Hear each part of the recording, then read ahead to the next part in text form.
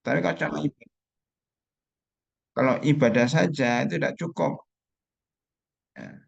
Bahkan disebutkan orang yang berilmu itu jauh lebih tinggi derajatnya daripada ahli ibadah. Jadi ahli ilmu itu lebih tinggi derajatnya daripada ahli ibadah. Ini sama-sama ya sama-sama alumni RTUM, sama-sama membaca Al-Quran. Cuma yang satu paham, yang satu nggak paham. Maka yang paham ini derajatnya lebih tinggi karena dia ahli ilmu. Gitu ya. Jadi ilmu ini jangan ditinggalkan. Utlubul ilma minal mahdi ilal lahdi. Cara ilmu yang mulai dari kecil sampai ya ilal lahdi sampai kuburan. Jauh ditanya sampai kapan kita belajar sampai mati. Nggak ada namanya libur belajar itu. Kalau nggak belajar formal ya belajar informal. Kalau dikatakan saya mau belajar sendiri Ustadz, nggak bisa belajar sendiri itu banyak setannya. Kata Imam Syafi'i, mangkana sayhuhu ya mangkana kitab sayhuhu fa ya maka al khata aktsarumin sawabi, maka akan banyak kesalahannya daripada kebenarannya. Atau karena sayhu setan, maka setan menjadi syekhnya. Itu menunjukkan bahwa kita itu nggak bisa belajar sendiri. Ya, bukan baca buku.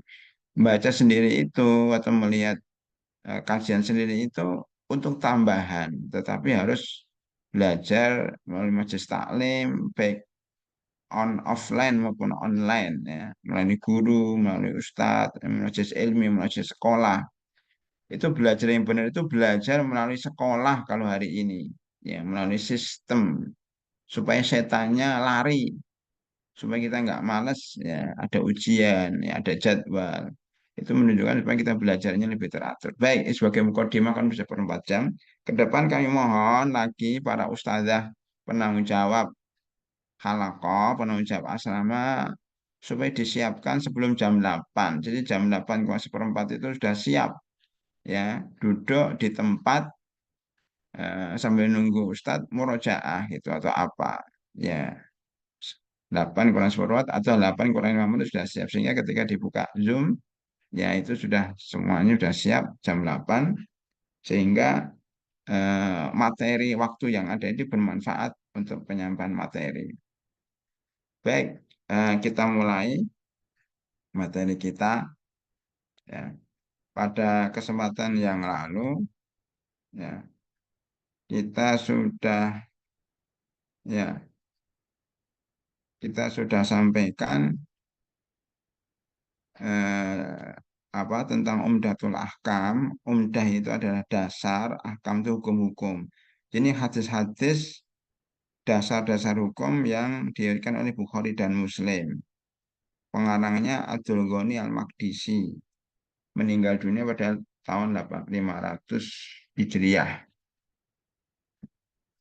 Ini mempunyai beberapa syarah, di antaranya adalah syarah Ibnu Mulkin, ya, yang namanya Al-I'lam bi Fawaidil Umdatil Ahkam. Ibnu Daqiqil Aid, namanya Ihkamul Ihkam bi Syarhi Umdatil Ahkam. Ya, I'lam sama Ihkam, I'lam, Ihkam, I'lam, Ihkam. Ya. Kemudian yang syarah yang lebih mudah adalah Taisir Alam yang kita pakai I'lam Ahkamu Taisir gitu kalau disingkat, ya. 3 buku sarah yaitu I'lam Ahkamu Taisir kalau disingkat nama depannya aja. Nah, ini dikarang oleh Abdullah Al-Bassam, ini yang kita pakai. Baik, kita sudah menyampaikan hadis tentang niat, ya, Umar bin Khattab radhiyallahu anhu. Ada kaidahnya, di antaranya niat adalah syarat dan setiap amal. Niat letaknya di hati, ya. Berhati-hati dengan riya dan sum'ah, memperhatikan amalan hati, berhijrah ketemu lingkungan yang lebih baik. Hadis kedua, hadis Abu Hurairah, ya, faedahnya layak banulahu sholat ahadikum idza ahdasa hatta yatawaddo. Kalau tadi hadis pertama innamal a'malu binniyat, siapa lagi kita? Innamal a'malu binniyat. Hadis kedua layak balullah sholata ahadikum layak balullah sholata ahadikum idza ahdasa hatta yatawaddo. Ya, ini ada beberapa faedah yaitu hadas itu apa, ya, najis itu apa, perbedaan hadas dan najis, tohara itu apa. Tohara itu al raf'ul al hadas wa izalatun najas, itu dihafal ya. Kita butuh tohara belum ada di sini. Ini bab tohara yang kita tambahkan nanti di sini berarti eh, kita tambahkan ya. Nomor satu di sini faedah at-tohara. Lihat, kalau Ustaz tanya apa arti tohara? At-toharatu, kalau dalam bahasa Arab, at-toharatu, itu ada siapa semua no artinya. Raf'ul al-hadas wa izalatu an-najas. Dan ini tambahan untuk hadis kedua ya. Kemudian kalau baru kita eh, paham artinya itu ya, bahwa toharoh bersuci itu adalah raf'ul hadas, mengangkat hadas dan menghilangkan najis. Mengangkat raf itu mengangkat, hadas wa izalah menghilangkan najis. Hadas itu apa? Kita bahas di sini. Hadas itu apa? Ya, hadas adalah, ya, di sini hadas adalah sesuatu yang meliputi seseorang. Mungkin kalau diginikan aja ya biar.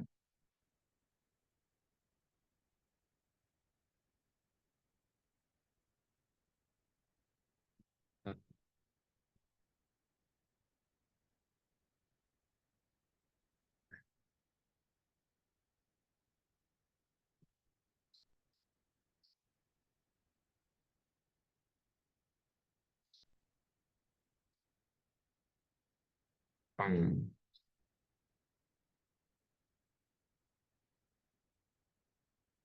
Jadi faedahnya satu, cara raf'ul hadas, kedua hadas ada sesuatu yang menipu seseorang sehingga dilarang untuk sholat dan sejenisnya. Tiga, hadas dibagi menjadi hadas kecil dan hadas besar. Ya, mimpi hadas besar. Hadas besar seperti junub bermimpi basah, haid, dan nifas. Ya, kemudian apa namanya? Empat, Allah tidak menerima sholat seseorang ya, sampai dia bersuci. Ya. Kemudian yang kelima, berwudu adalah syarat sholat. Itu di antara faedah hadis di atas. Terus ketiga, Amr bin As, ya, wainul aqabi minan nar. Ya, faedah, kita tulis ini faedahnya apa? Faedah dari hadis ini yang pertama, eh, empat abadilah, empat Abdullah yang mempunyai hadis yang banyak, ya, Abdullah bin Amru, Abdullah bin Abbas, Abdullah bin Umar, Abdullah bin Mas'ud. Ya, cara menghafalnya dihafal yang terakhirnya aja ya. Amru, Abbas, Umar, Mas'ud. Amru dengan Umar jadi satu. Umar dan Amru ini satu. Ya, tulisannya Ain Mim Ra. Jadi Abdullah bin Amru dan Umar baru menghafal Abbas dan Mas'ud.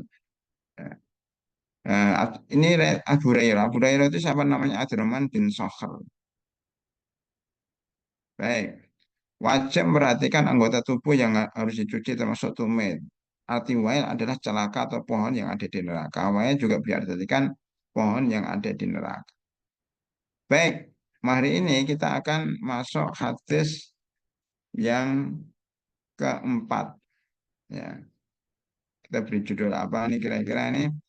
An Abi Hurairah radhiyallahu anhu anna Rasulullah sallallahu alaihi wasallam qala idza tawadda ahadukum falyaj'al fi anfihi ma'an thumma yastansir wa manistajmara falyutir Wa idza stayqadha ahadukum min naumi falyaghsil yadayhi qabla an yadkhilahuma fil ina thalasan fa in ahadakum la yadri aina batat yadahu. Ya, ini mencuci tangan, cuci tangan dan berkumur itu aja judul besarnya ya. Baik, artinya apa? Dari hadis Abu Hurairah radhiyallahu anhu. Sudah kita ketahui Abu Hurairah artinya adalah Abdurrahman bin Sakhr. Hmm.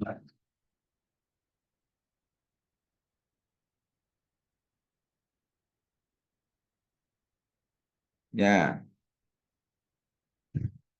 beliau meriwayatkan bahasanya Rasulullah SAW bersabda, "Idza tawaddo ahadukum, jika salah satu dari kalian berwudu, maka hendaknya menjadikan di anfin al menjadikan anfun itu hidung, jadi hendaknya dia memasukkan al itu menjadikan atau memasukkan ke hidungnya air.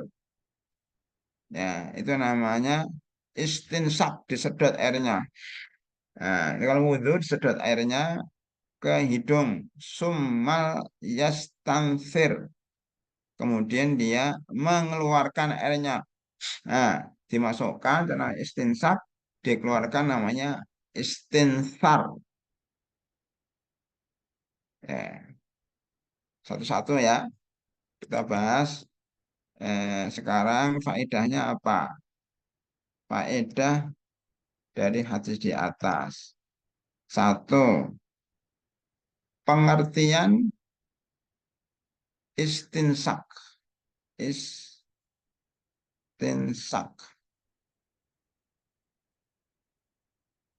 Dan di bahasa Arabnya khusus istinsak adalah memasukkan air ke dalam hidung.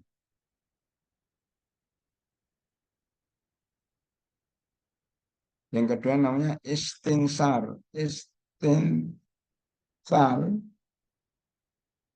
adalah mengeluarkan air dari hidung. Ya, ini namanya istinsar fal yastansir.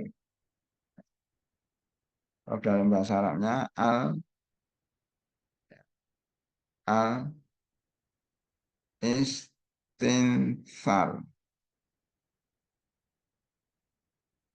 Al istinsar. Kalau istinsak al istinsak. Al istinsak.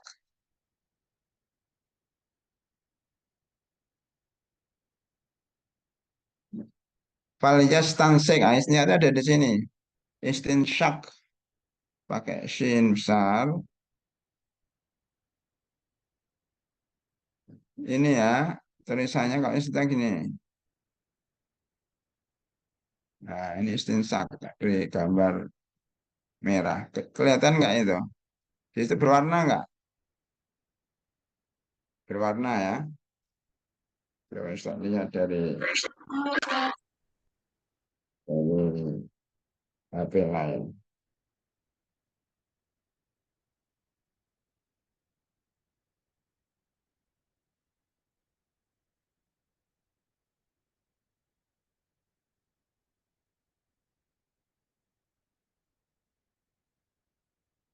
Ya.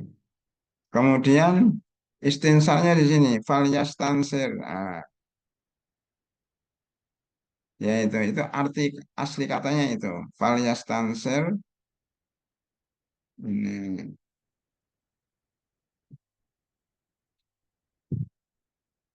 Ya.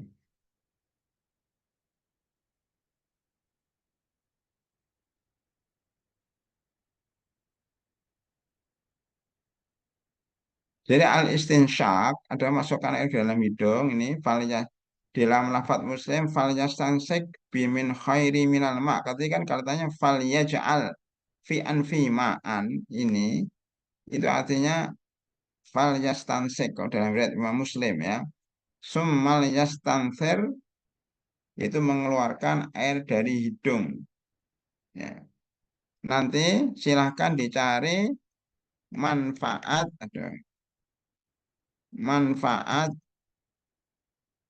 kesehatan dalam istinsyak. Maaf ya, istinsaknya ini tambahin istinsyak, tambahin y, istinsak. Ya, manfaat kesehatan dalam istinsak dan istinsar. Nanti terangkan pertemuan mendatang atau kapan nanti bahwa apa namanya bahwa melakukan istinsak dan istinsar ini apa namanya memberikan manfaat untuk kesehatan. Di antaranya menyembuhkan berbagai macam penyakit, ya mungkin penyakit pernapasan, membersihkan hidung dan lain-lainnya nanti bisa dicari di internet ya. Itu manfaat kesehatan. Makanya setiap yang sunnah itu membawa kesehatan dalam tubuh kita. Kalau kita melakukan sesuatu yang sunnah berarti itu adalah sehat. Ya. Baik, tolong itu apa namanya host. Bentar, ini kita masuk belum? Bentar. Oh,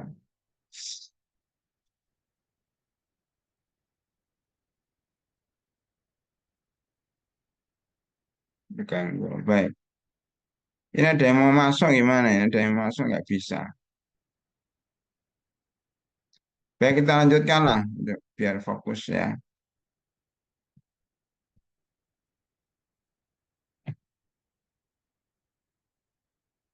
Masih kelihatan ininya, layarnya?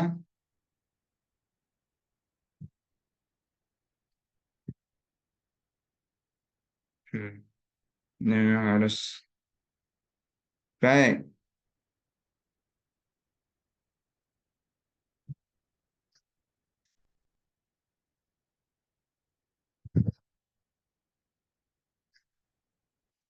Ya, lanjut ya.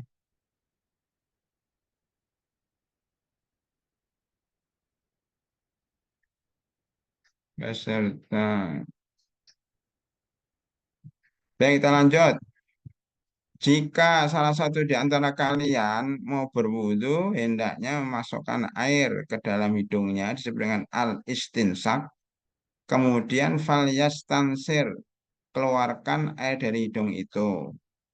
Jadi hukumnya ya, berarti di sini disebutkan ya, hukum daripada apa ini?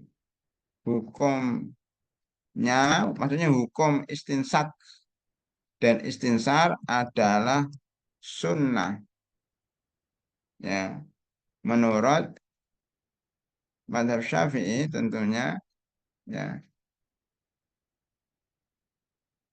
mungkin menurut madhab yang lain wajib seperti madhab Hanabilah ya itu mengatakan wajib tapi menurut madhab Syafi'i hukumnya sunnah karena eh, itu bukan rukun daripada rukun wudhu.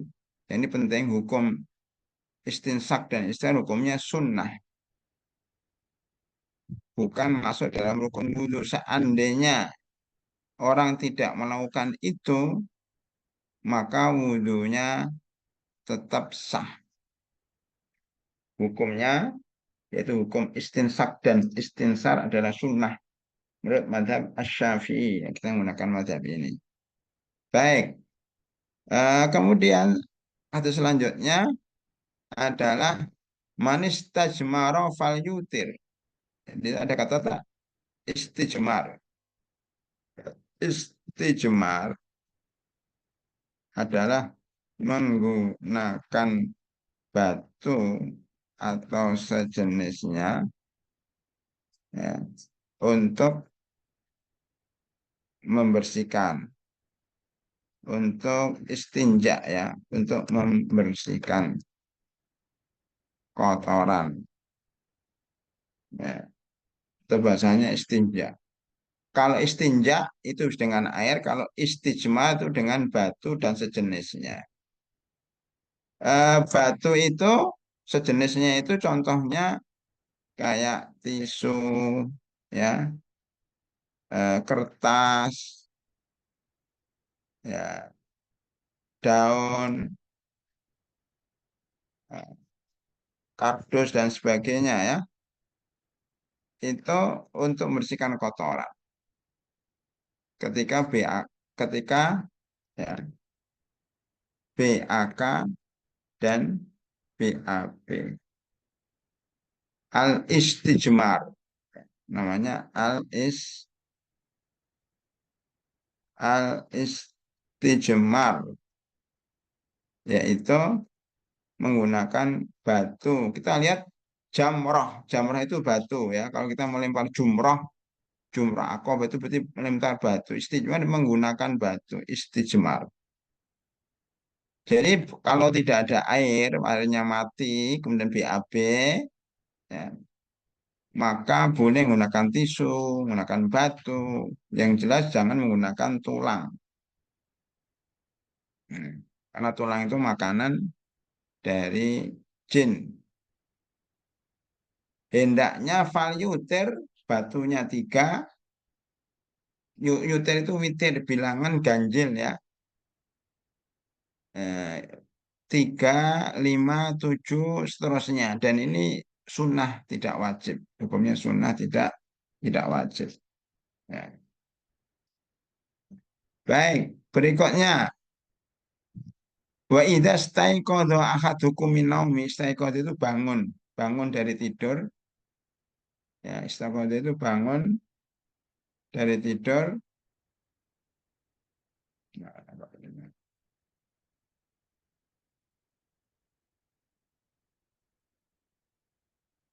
jika bangun tidur min naumi, ada yang mengatakan bangun tidurnya ini malam hari, dari bangun tidur malam hari, ada yang mengatakan malam hari dan siang hari, tidur kamu juga. Wa idza staiqadha ahadukum min naumihi falyahsil, ini dia mencuci yadaihi, yadaihi itu telapak tangan. Yadaihi telapak tangan qabla ayyud khilahuma fil ina, sebelum dia masukkan ke ember. Ina itu tempat, bisa ember, bisa baskom, bisa piring, itu ina. Sebelum masukkan ke dalam ember yang tempat berwudu, ya, mencucinya tiga kali salasan. Kenapa? Fa inna akhadakum la yadri aina batat yadahu.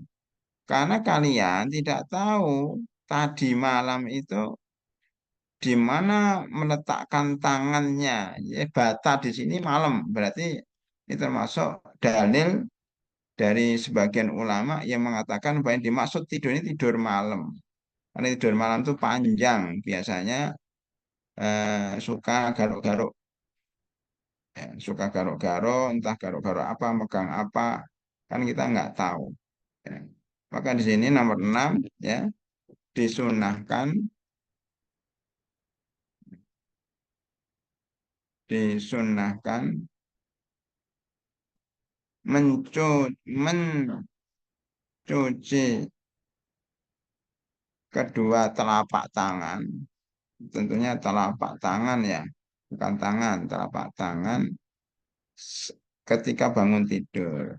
Ketika bangun tidur umum ya, boleh malam, boleh siang, ya. Kita bangun tidur, ya, karena ya sebelum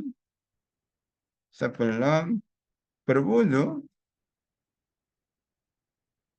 sebelum berwudu ya, atau sebelum memasukkan, tempatnya sebelum memasukkan keduanya ke dalam ember. Kalau mau berwudu, dulu nggak pakai keran, sekarang pakai keran, maka dicuci juga sebelum berwudu atau sebelum masuk dalam ember. Kenapa? Karena kita tidak tahu di mana tangannya pergi-pergi ketika tidur. Ya kan ada kan orang tidur garuk-garuk, ya garuk-garuk di tempat yang kotor atau megang sesuatu yang najis, ya maka disunahkan untuk mencuci telapak tangannya, kedua telapak tangannya.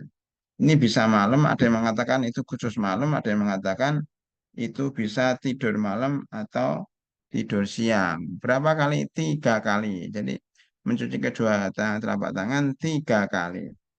Nah, 3 kali. Ya, oke. Ya, baik. Saya kira itu ya. Untuk hadis yang kelima, hadis yang keempat yang kita beri judul mencuci tangan dan berkumur. Jadi eh, tema kita ini memang dua, mencuci tangan dan berkumur, walaupun ada satu lagi serta istijmar. Kalau mau dilengkapi berkumpur, istijmar dan cuci tangan. Ya, baik, itu di antara faedah hadis 1, 2, 3, 4, 5, 6. Ya.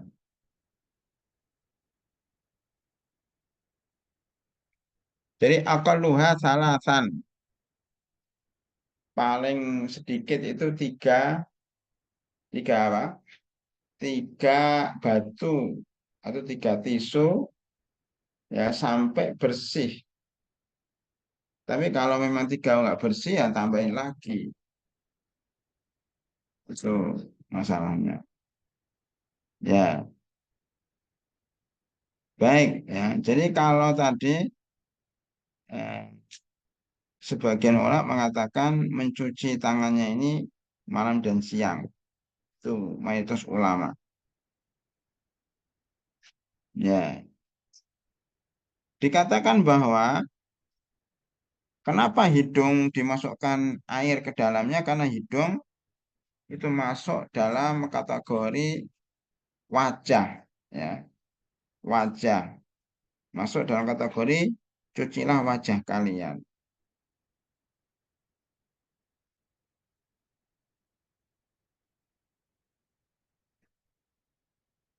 Baik, sampai situ ya.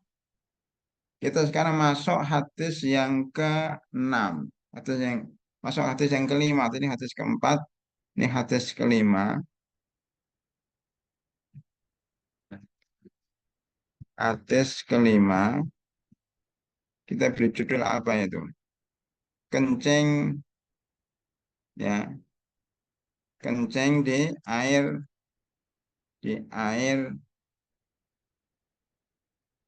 yang menggenang. Masih Abu Hurairah yang menggenang.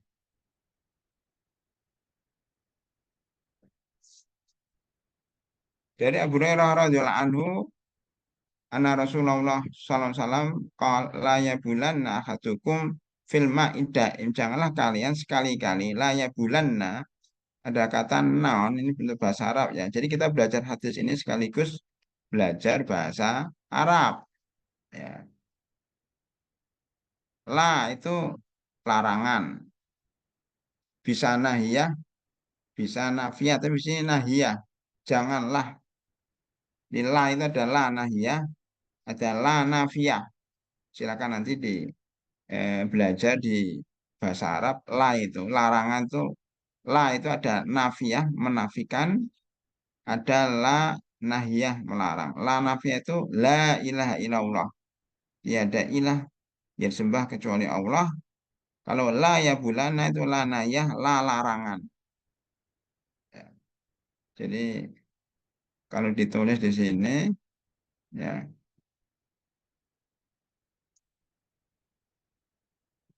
huruf La di sini adalah berarti sini berarti larangan.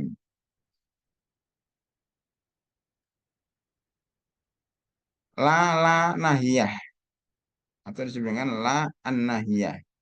Bahasanya itu la an-nahiyah. Ya. Nah, namanya la nahiyah. La an-nahiyah. Itu ya, la an-nahiyah.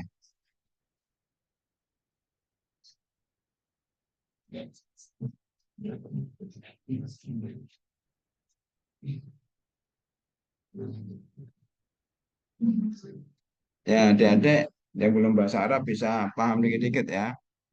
La nahiyah. Di sana ada namanya la nafiyah. Ya, kita tulis saja biar sebagai tambahan ilmu, walaupun nanti di bahasa Arab juga disampaikan. Ada namanya la an-nafiyah. An-nafiyah. Menafikan ya. Artinya menafikan sesuatu. Meniadakan. Menafikan tuh ya, meniadakan. Kalau sini larangan.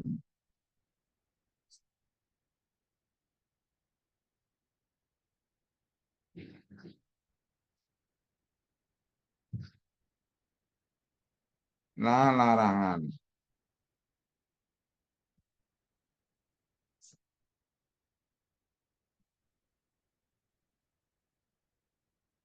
Ini ya, ini harus dipahami ya. La ada dua, la larangan dan la menafikan. Larangan di sini seperti di di atas. Kalau di sini contohnya adalah la ilaha ha ilaha illallah. Nah, itu la nafiyah. Tiada yang disembah kecuali Allah. Baik. La ya bulan ahadukum. Jangan sampai di antara kalian, janganlah salah satu di antara kalian benar-benar kencing. Nah di sini non taukid. Aslinya layabul, balayabulu. Jadi santriwati RTM itu harus kalau kenceng itu bilangnya urid abul, abul, balayabulu, baulan. Maka nanti kita harapkan bagian bahasa di sini hadir nggak Ustazah? Eh, saya tanya dulu, apakah eh, bahasa jalan nggak?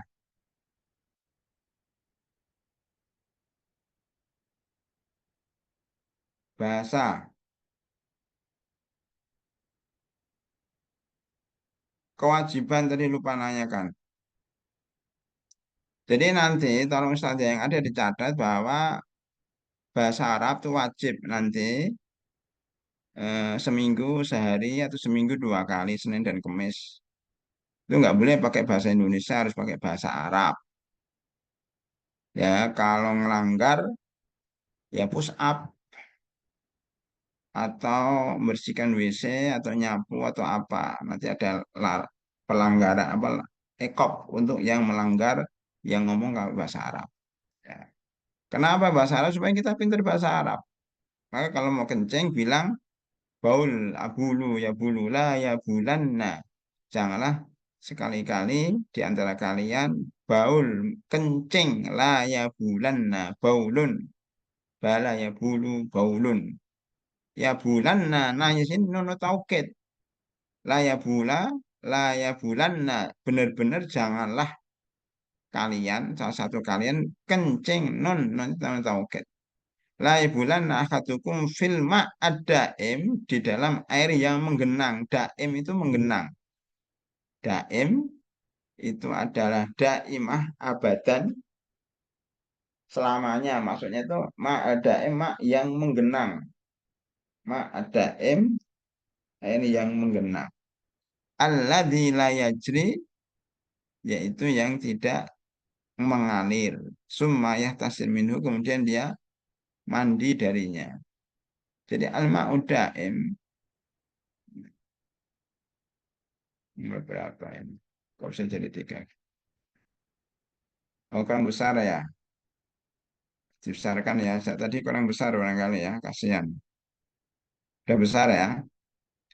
Nah, nomor dua berarti ya.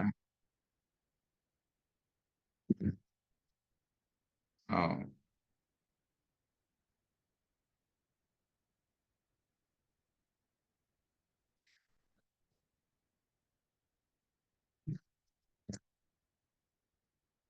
hmm, kalimat kalimatnya kata ya. Al-Ma'iddaim dua kata. Al-Ma'addaim atau adaim gitu aja ya. Kalau air itu ma, daim itu adalah yang menggenang. Artinya menggenang. Ya, alladzi la yajri. Semayah tasil minhu. Kemudian dia mandi darinya. Di dalam riwayat Imam Muslim, la yahtasil ahadukum. Yahtasil itu mandi junub ya. Filma adain tidak boleh mandi junub di air yang menggenang. Wahwa junubun. Ya, ini ada beberapa kosakata ya. Mantap. Ya, apa? Al-ghusl kata tadi belum ya. Ghusl al-ittisal, al-ghuslu, al-ghuslu ya. Artinya mandi ya kalau mencuci. Jadi al-ghuslu itu artinya mencuci, mencuci.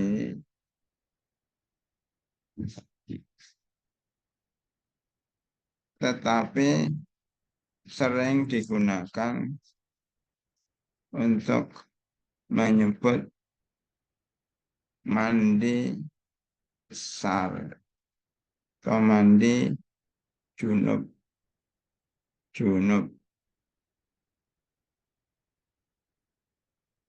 Jadi kalau orang pondok mengatakan gusul, kita gusul enggak, bukan. Kalau gusul itu mandi besar, salah satu ibadah yang merupakan ya dan merupakan salah satu ibadah ya harus ada niatnya. Kalau mandi biasa namanya istihmam. Kalau mandi biasa namanya istihmam, mandi biasa mandi tanpa basah rambut. Kalau guslu mandi besar. Nah, kalau kita baca hadis-hadis itu menggunakan mandi al-ghusl mandi besar. Contohnya di sini ya. Layah tasil ahadukum janganlah kalian mandi besar filma ad-daim di air yang menggenang wahwa junubun padahal dia lagi junub. Ya,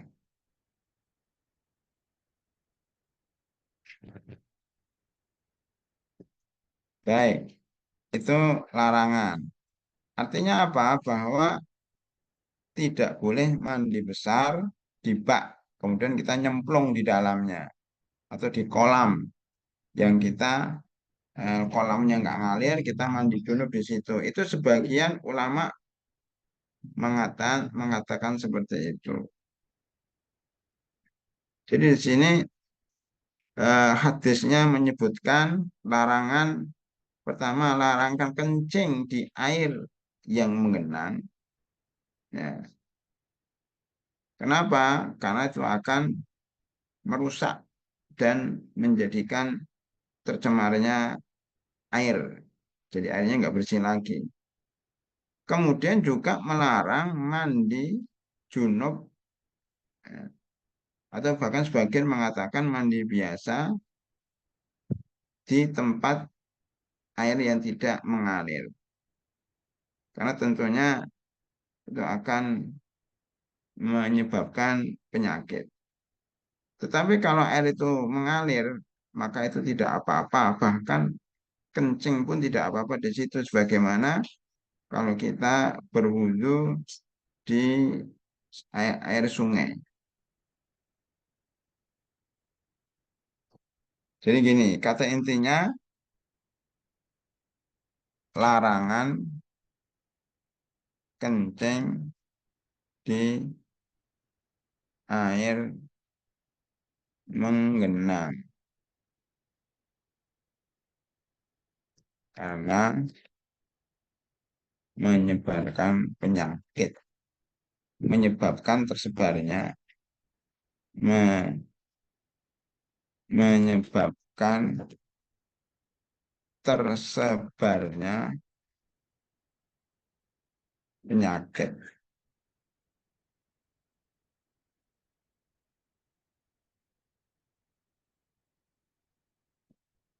Yang kedua, yang kelima, larangan mandi junub, ya, di dalam air yang menggenang. Jadi air menggenang ini ada larangan di dalam. Yang pertama larangan kencing dan kedua larangan mandi. Mandi junub, ya, termasuk mandi biasa. Karena alasannya adalah faktor kebersihan.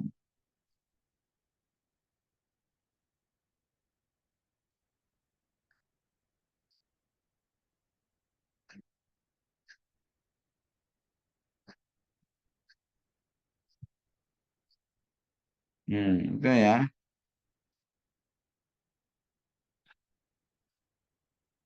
Tapi kemudian para ulama sebagian berpendapat kalau tidak ada kencingnya, ya, maka bekas, nih, mak air yang dipakai untuk janabah itu suci karena ada sebagian hadis nanti disebutkan so ketika eh, Rasulullah SAW mandi junub atau istrinya mandi junub, kemudian setelah itu Rasulullah mandi junub bekas istrinya.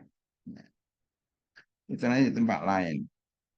Tapi intinya bahwa hindarkan mandi junub dengan ember, ya, kemudian masuk di dalamnya. Mendingan kita pakai gayung. Kalau sekarang mungkin jarang ya. Jadi hadis ini sebagai tambahan aja apa yang terjadi di desa-desa itu ya. Baik kalau di sini insya Allah nggak ada. Itu sebagai tambahan ilmu. Kenapa? Di sini menunjukkan bahwa Islam itu pertama ya memperhatikan kebersihan. Kemudian yang kedua ya kalau bisa air yang mengalir itu lebih baik. Ya. Di sini menunjukkan bahwa kebolehan kebolehan bersuci di air yang mengalir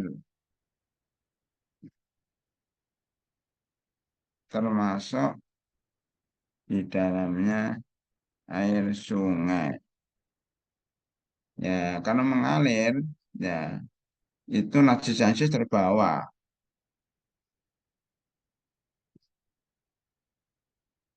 Ya, baik. Itu 6 pelajaran dari hadis kelima.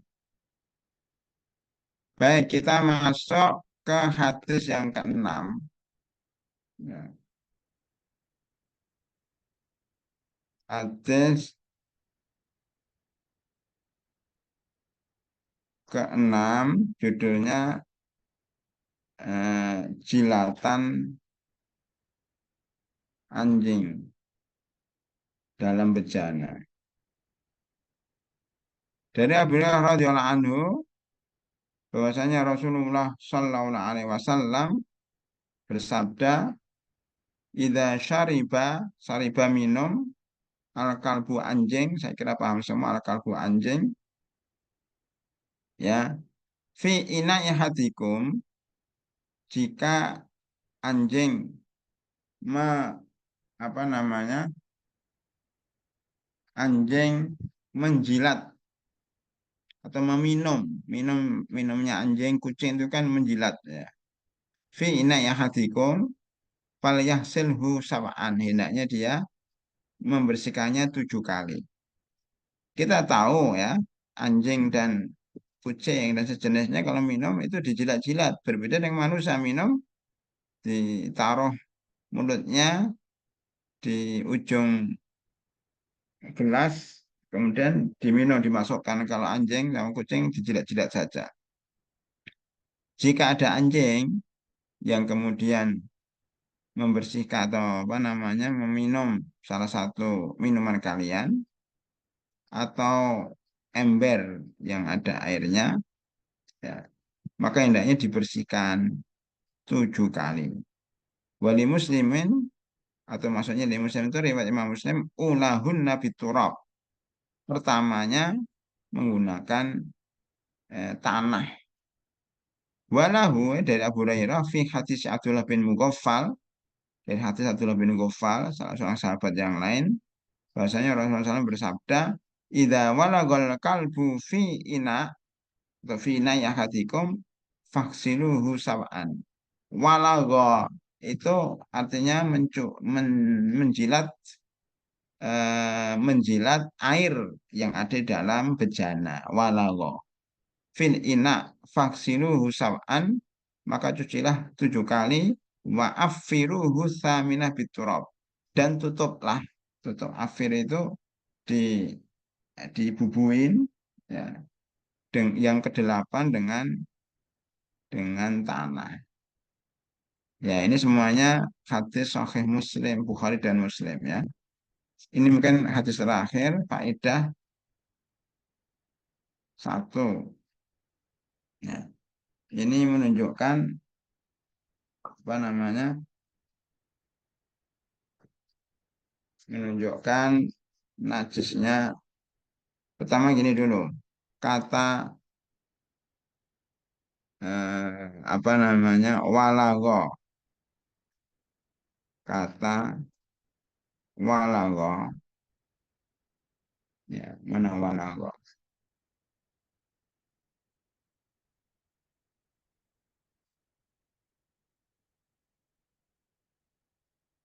Walago, walago artinya anjing yang meminum, ya, anjing yang meminum air di bejana. Ya, apa ini? Jilatan anjing, jilatan anjing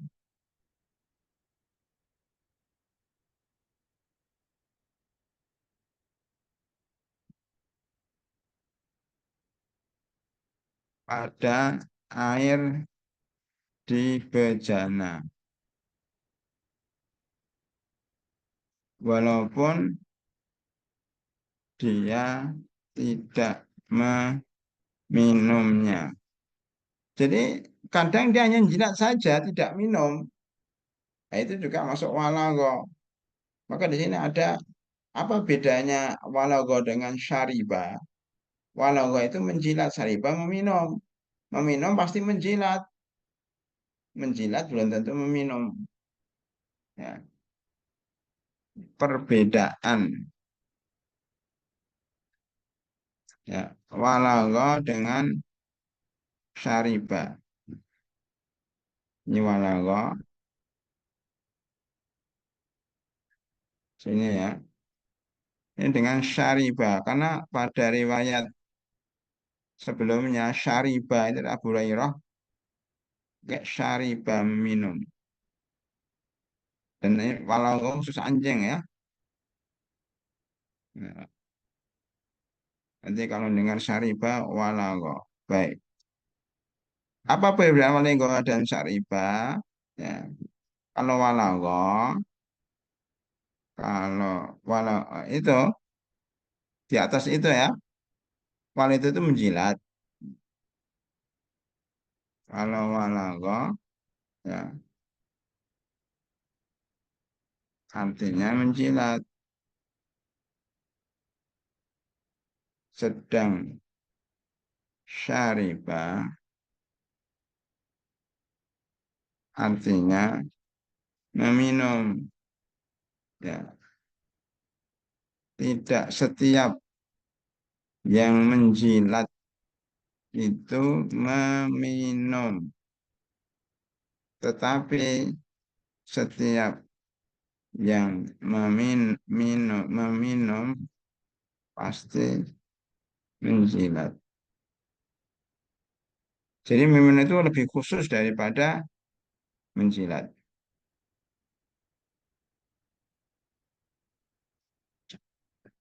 Jadi yang di apa namanya ini khusus, walau itu khusus ya,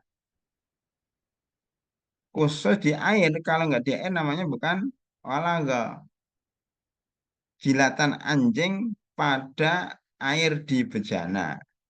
Jadi kalau hanya menjilat, jadi walago ini khusus air ya. Kalau menjilat nggak ada airnya, nah bukan walago. Di sini saya tambahkan kalau menjilat tanpa ada airnya tidak disebut tidak disebut walago.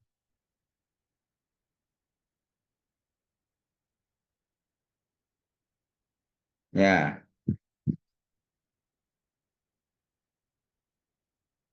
ya itu ya. Baik, apa pelajaran lain? Kita lihat di sini. Idza syaribal kalbu fi ina ahadikum falyasilu sab'ah. Maka hukumnya harus dicuci 7 kali. Ya, ya. Wajib mencuci, mencuci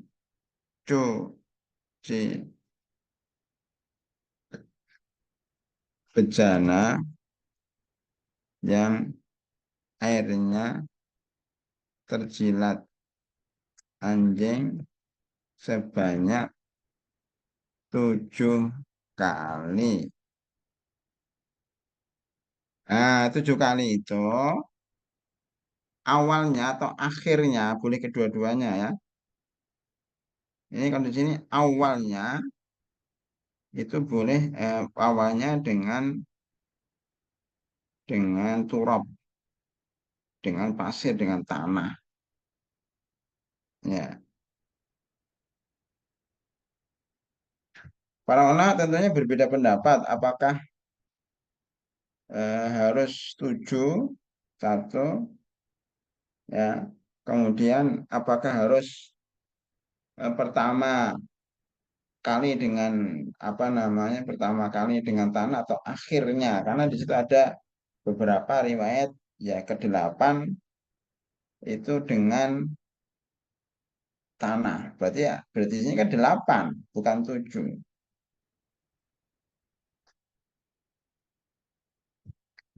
Jadi ini terjadi perbedaan para ulama ya. Walaupun ini kita ngambil dah 7 aja lah. Pertama 7 saja.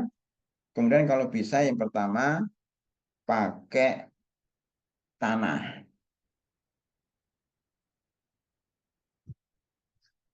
Ya. Atau boleh 7 kali itu pakai air, terakhirnya itu pakai tanah. Itu yang penting ada tanahnya di antara hal itu. Ya. Nah, kemudian berikutnya, apakah boleh tanah itu diganti dengan sabun? Ya. Ada yang mengatakan, ya boleh pakai sabun. Itu madzhab Imam Ahmad. Ya, tetapi sebagian orang mengatakan nggak bisa. Kayak Imam Nawawi mengatakan tidak bisa, ya, sabun pembersih gimana itu menurut Imam Nawawi nggak bisa. Ini bermadzhab Syafi'i yang sahih tidak bisa karena tanah itu mempunyai kekhasan yang tidak dimiliki sabun-sabun yang lain. Nah, ini dibuktikan bahwa dalam penelitian ilmiah, eh, itu ada sesuatu bakteri, ya, bakteri anjing yang tidak bisa dihilangkan dengan sabun. Itu hanya dengan tanah. Nanti kita bahas satu-satu ya. Jadi supaya nggak terlalu panjang, ini saya ini aja, eh, apa namanya, diselesaikan dulu. Wajib mencuci bejana yang airnya tercedot air sebanyak 7 kali. Ya, sebaiknya pertama kali menggunakan tanah, walaupun ya, penggunaan tanah ini di tengah maupun di akhir.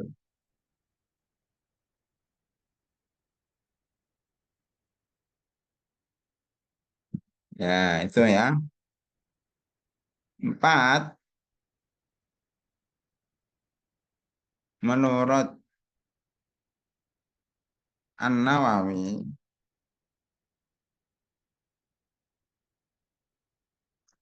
bahwa tanah tidak bisa diganti dengan sabun atau sejenisnya karena ia mempunyai kekhususan ke yang tidak dimiliki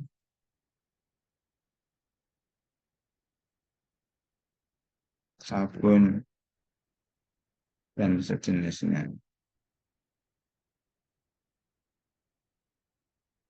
Menurut penelitian ilmiah, nah, penelitian ilmiah nanti kita cari ya, insya Allah nanti kita cari, ada 2 bakteri ganas yang dibawa oleh anjing yang tidak bisa dibersihkan melalui sabun, ya, dengan berbagai mereknya kecuali dengan tanah.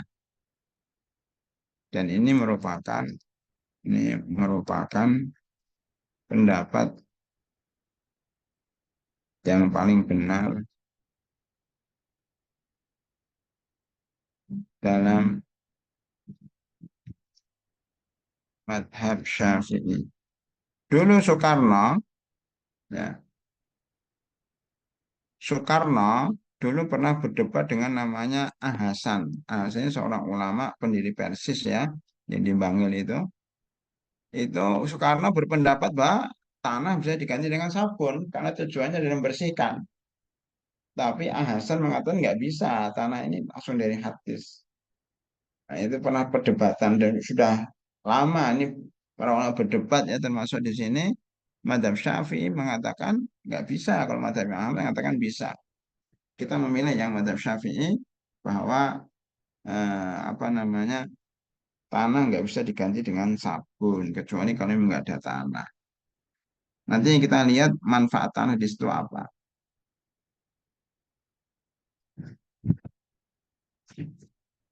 Ya,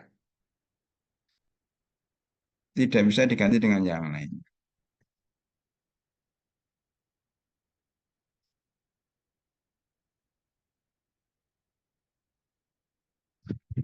Berarti kita ngubur mayat itu kan di tanah. Kenapa? Karena bau busuk, bau bangkai itu akan hilang dengan adanya tanah. Kucing aja kalau BAB itu kan ditutup dengan tanah. Jadi kucing itu kadang lebih cerdas dari manusia. Nah, dengan ditutup dengan tanah itu jadi hilang, bakteri-bakterinya mati dengan tanah itu. Makanya Sebagian orang sekarang ngobatin luka itu dengan tanah. Adik-adik mahasiswi kalau nggak punya masker, nggak punya pemutih atau perawat kulit, pakailah tanah. Makanya coba nanti cari tanah-tanah yang bagus, disimpan. Ditanya itu apa tanah untuk membersihkan kulit. Boleh nanti kalau ada berendam dengan air tanahnya, embernya diberi tanah dikit, ya. Nanti untuk mandi itu bagus untuk kulit. Maka kalau renang sebaiknya di kolam renang yang asli, ya, yang dari umbul-umbul dari mata air. Nah, itu lebih sehat daripada renang yang tidak ada mata airnya. Kenapa? Karena tanah itu bermanfaat. Coba kalau kita lihat penyulingan air, ya, penyulingan air itu kan pembersih itu kan ada tanah, campuran tanah. Di mana-mana kalau air itu dibersihkan supaya jernih itu kan ada tanahnya. Bahkan kolam ikan pun biasanya diberi batu-batu, diberi tanah supaya bersih.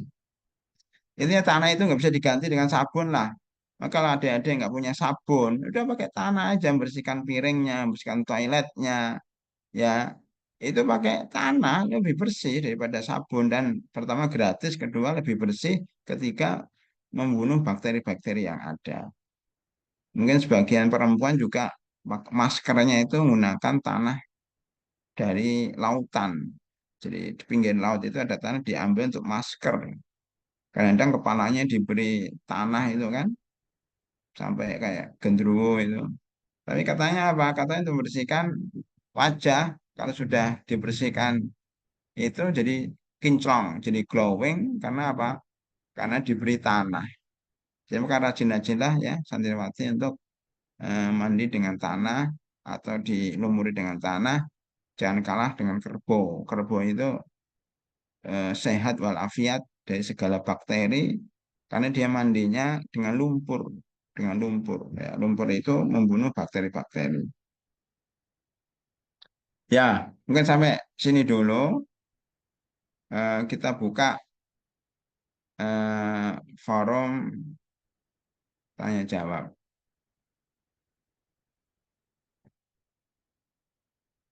Silakan kalau ada yang bertanya.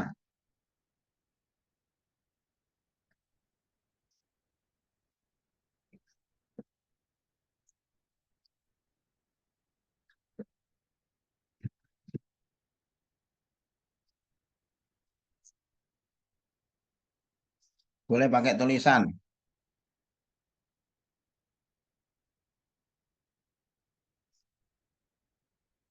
boleh langsung.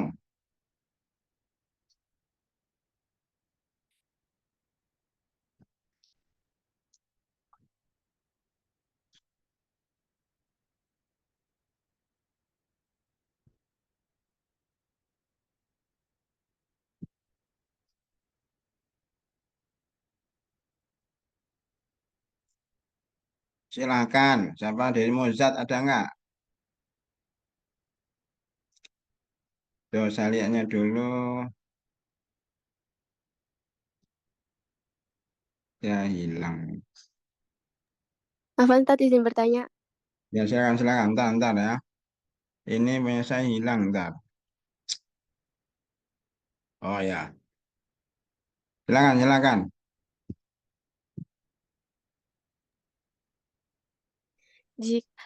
Kalau misalnya kita kesiangan salat subuh, terus mana yang lebih baik? Apa kita harus salat fajar dulu atau langsung salat subuh, Ustaz? Jazakumullah, Ustaz.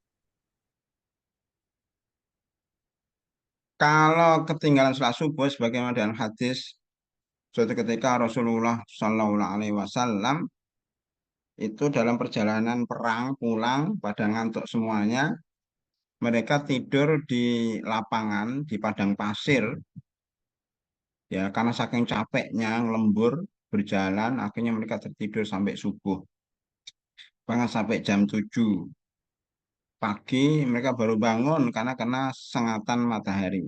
Ya, sinar matahari. Padahal Bilal, Ali bin Abi Thalib disuruh menjaga, cuma karena saking capeknya tertidur semuanya, termasuk Rasulullah Shallallahu Alaihi Wasallam. Maka ketika bangun jam 7 siang, jam 7 pagi, belum sholat subuh semuanya, maka Rasulullah mengatakan kalian harus pindah dari sini, berjalan sekitar 1 kilometer atau 500 meter ya, ya atau 100 meter. Berjalan dari tempat itu. Kenapa? Karena tempat di mana orang tertidur dari sholat subuh, berarti tempat itu nggak berkah, banyak setannya, banyak jinnya, dikencingin ke telinganya oleh jin. Maka pindah dari sini, akhirnya pindah, kemudian mereka diperintahkan untuk wudhu dan sholat fajar, sholat sunnah 2 rakaat, baru sholat subuh. Makanya jawabannya, kalau ketinggalan sholat subuh, tetap sholat 2 rakaat fajar, karena itu sunnah muakkadah, baru sholat subuh. Nah, seandainya kita sholat subuh berjamaah, ketinggalan sholat dua rakaat sholat fajar, maka boleh dikodok ketika waktu duha. Karena saking pentingnya sholat 2 rakaat fajar ini. Wallahu alam bisawab. Ya, kemudian ada pertanyaan yang berasal dari chattingan ya. Pertama, dari mana ini? Nah, tadi ada sebelumnya, Ustazah Ais ya. Izin bertanya, ada lagi Ustadz, apakah boleh mengelus atau tadi ada enggak? Asama jati bening, enggak. Asal jati bening, Ustadz Afan, izin bertanya kriteria tekstur tanah yang seperti apa yang digunakan untuk mencuci bejana untuk menghilangkan jilatan anjing jazakumullah khairan katsira. Ya, tidak ada batasan tanah karena di dalam hadis itu disebutkan turab, tanah. Tanah aja. Ya tinggal kita mengkirakan lah ini tanahnya bagus, tanahnya jelek, tanahnya kotor kan bisa dipakai ilmu kiro-kiro. Tapi tanahnya tidak ditentukan tanah apa. Dalam hadis itu pokoknya tanah yang namanya turab. Bisa tanah, bisa kerikil, bisa ya sekitar itulah pasir. Ya ada pasir, ada tanah pasir laut, ada tanah liat. Ya sesuaikan dengan kondisi kita masing-masing ya. Kalau kita di Bekasi ini, di Kelot, di rumah kayu, di Jati Bening, di Asrama Islam, itu cari aja tanah sekitar yang bagus. Kemudian untuk membersihkan bejana jidat anjing, toh juga nggak ada anjing yang masuk kan. Tapi maksudnya ini juga untuk membersihkan bejana-bejana walaupun tidak dijilat anjing itu bisa juga. Dan sekali lagi untuk ngobatin luka juga bisa. Ini pernah ada satu orang jamaah datang ke saya berapa tahun yang lalu. Dia kecelakaan tabrakan, kemudian salah satu kakinya luka menganga, itu langsung dimasukkan tanah luka itu. Dia yakin saja, modalnya yakin. Sehari udah kering lukanya itu, tanpa ke dokter, tanpa ada betadin, tanpa ada obat-obat kimia yang lainnya, pakai tanah langsung kering. Sehari itu langsung kering dan sembuh. Itu karena yakin ya. Jadi kadang kita kadang-kadang kurang yakin. Maka termasuk membersihkan pun dengan tanah itu harus ada keyakinan. Jadi jawabannya tanah secara umum. Eh, carilah, pilihlah tanah yang masih bagus. Ya. Baik, selanjutnya izin bertanya, Ustadz, apakah boleh orang Muslim memelihara anjing walaupun hanya untuk menjaga rumah Jazakumullah khairan? Nanti bisa dibaca dalam buku Ustadz yang namanya jual beli 8 jual beli terlarang. Itu panjang sekali perbedaan para ulama tentang hukum memelihara anjing. Dan juga ada video yang Ustadz kirim di Puskafi ya. Mudah-mudahan semuanya ini ngikuti Puskafi ya. Masa orang lain ikut grup Puskafi, Ustadz-Ustadzahnya dan santriwatinya nggak ngikuti grup Puskafi, ketinggalan ilmunya. Ya. Maka nanti kalau ada waktu kosong, nunggu Ustadz nggak ada, disetelkan video-video Puskafi, terutama masalah hukum, termasuk hukum memelihara anjing. Ya, memelihara anjing aja nanti bisa dikirim ke grup nanti insya Allah ya. Hukum memelihara anjing. Intinya bahwa kalau hanya memelihara anjing biasa itu tidak boleh karena najis. Tetapi dan apa namanya kalau memelihara dalam rumah maka malaikat nggak akan masuk. Malaikat rahmat masuknya. Kalau malaikat pencatat amal masuk. Malaikat maut masuk. Ya, malaikat Israel, malaikat maut itu masuk. Lah enak lah nanti kalau malaikat nggak masuk enak berarti kita bermaksud nggak dicatat salah. Yang nggak masuk itu malaikat rahmat. Jadi nggak dapat rahmat di situ. Tetapi malaikat pencatat amal masuk nongkrongi kalian di rumah. Malaikat maut kalau datang maut ya dicabut nyawanya walaupun anjingnya banyak di situ. Ya, jadi itu pertama malaikat nggak masuk. Kedua amalannya dikurangi setiap harinya 1 kirot. 1 kirot itu sebesar gunung Uhud atau 2 kirot. Jadi Anda tahfidzul Quran, Anda sholat tahajud, Anda puasa itu pahalanya hilang gara-gara ada anjing di dalam rumah. Sayang banget kan? Makanya para ulama mengharamkan memelihara anjing dalam rumah. Adapun anjing untuk menjaga itu taruh di luar rumah, nggak masuk. Itu pun menjaga apa? Menjaga sawah, menjaga hewan-hewan peliharaan kayak ayam dan sebagainya, menjaga harta, menjaga rumah kalau rumahnya besar, rumahnya banyak apa perhiasannya, banyak kekayaannya boleh kalau di luar. Ya, anjing itu anjing yang galak.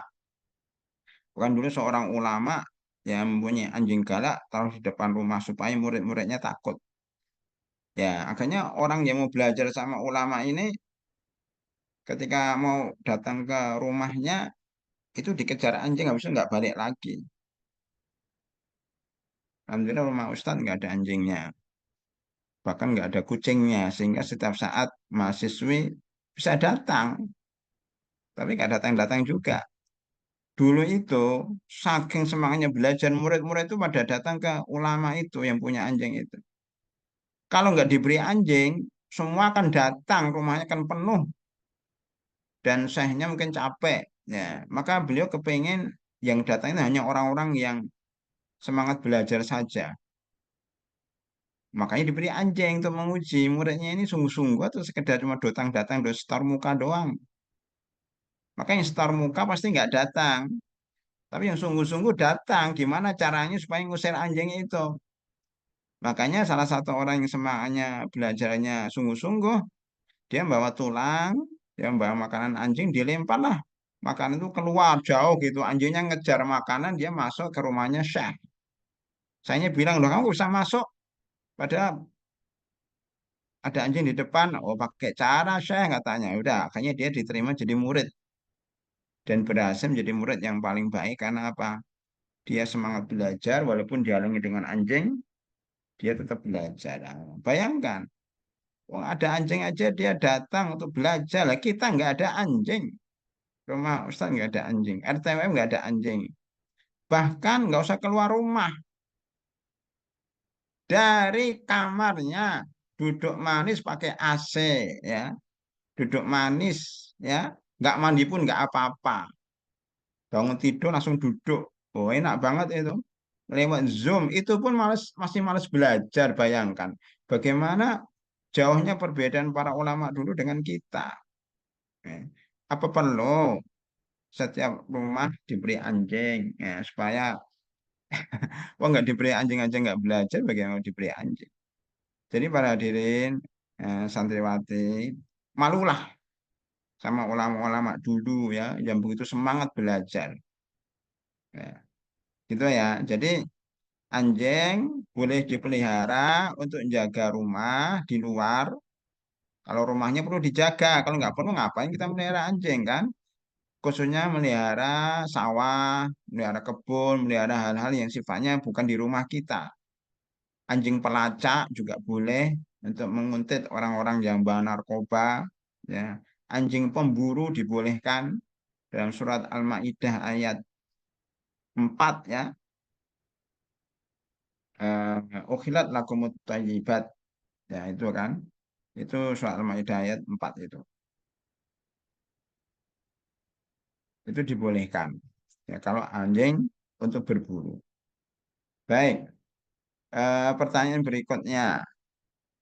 Ustadz, apakah boleh mengelus memegang anjing karena imut dan lucu? Ya Allah ya Robbi. Imut dan lucu itu tidak mesti anjing.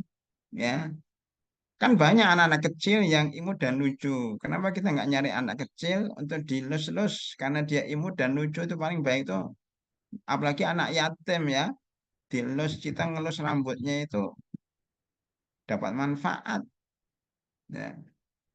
Eh, Allah akan apa namanya? Allah akan menyayangi kita karena menyayangi anak yatim atau anak biasa, anak kecil ya. Kita akan dirahmati Allah karena sayang sama anak kecil. Atau binatang-binatang lain kucing masih boleh. Ini anjing. Kan ada kucing, ada marmot, ada ayam. Maka kalau kepengen imut-imut belilah ayam namanya ayam apa itu? Kutok ya dalam bahasa Jermannya kutok ya.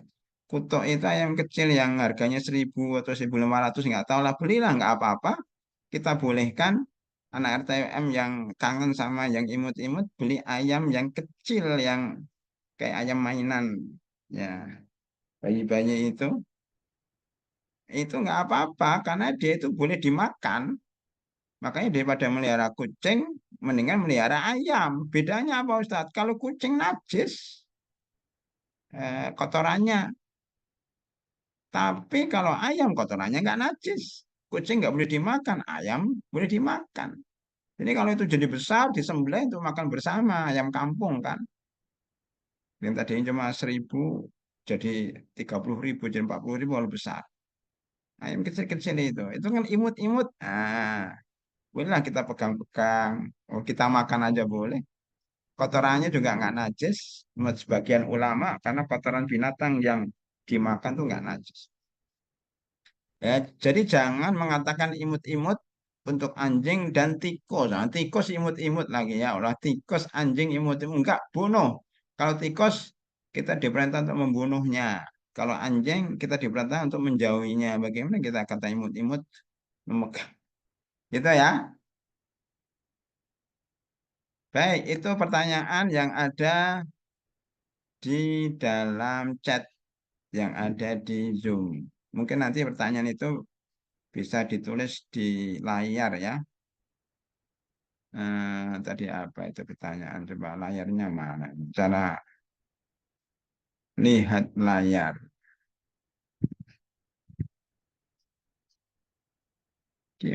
Cara.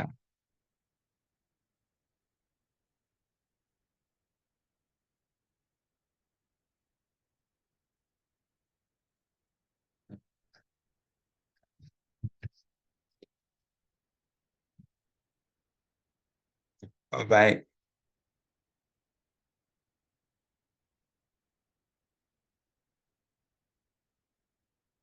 Ya nanti ditulis ini nggak bisa bisa. Memang ya. Oh, belum ini belum dibagikan. Ya, mungkin hentikan dulu ya. Ini caranya itu kita masih gaptek ini ya. Makanya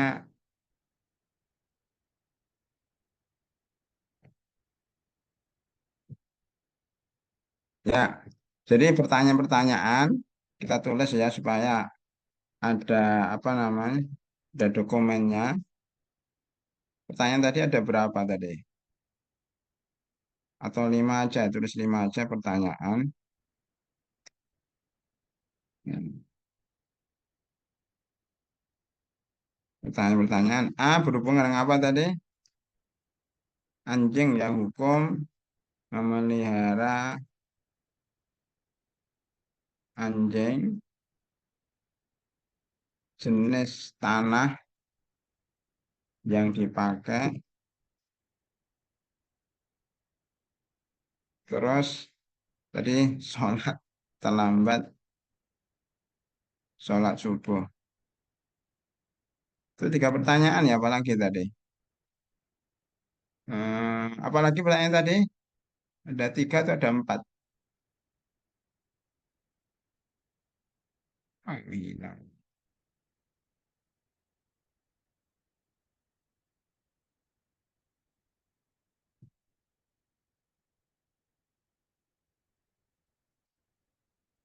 Tanah, anjing, mengelus. Oh, yang imut-imut tadi ya.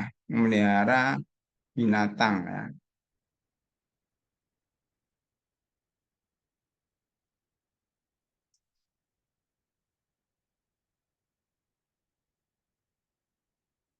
Gimana caranya? Oh,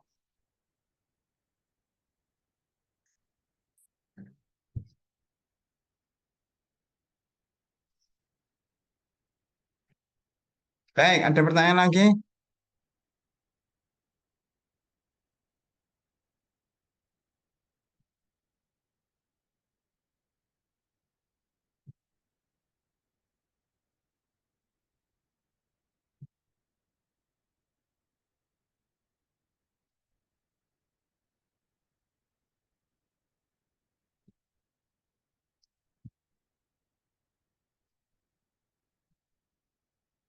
Itu aja pertanyaan. Ada lagi nggak pertanyaan?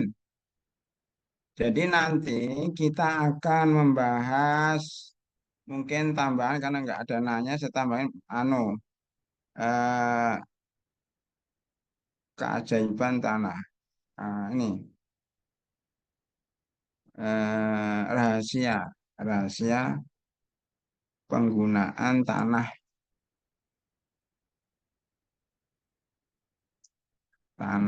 untuk membersihkan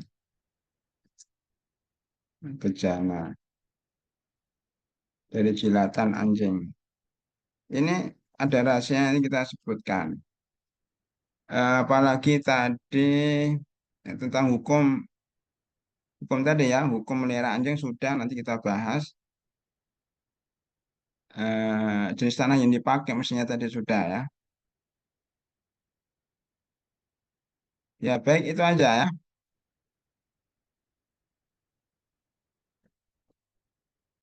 Saya ulangi sebelum karena nggak ada pertanyaan saya ulangi lagi. Ada tiga. Pertama mencuci tangan dan berkumur.